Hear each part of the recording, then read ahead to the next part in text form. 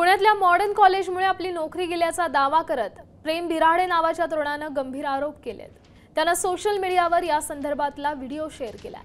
शैक्षणिक कागदपत्रांची पडताळणी करून प्रमाणपत्र द्यायला टाळाटाळ केल्यामुळे आपण ब्रिटनकालीन कंपनीतील नोकरी गमावण्याची वेळ आल्यामुळे त्यानं या व्हिडिओत तसं म्हटलंय।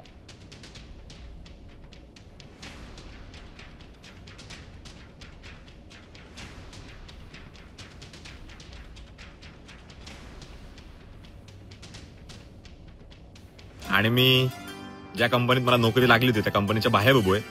आयडी कार्ड परत करायला चाललोय। का तर म्हणजे नोकरी गेली कोणामुळे? पुण्याच्या कॉलेजमुळे।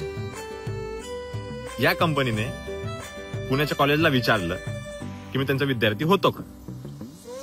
त्या कॉलेजने सांगितलं नाही आणि त्याच कॉलेजने माझे युनिव्हर्सिटीच्या ऍप्लिकेशनच्या टायमाला मला 2 लेटर ऑफ रिकमेंडेशन दिले होते।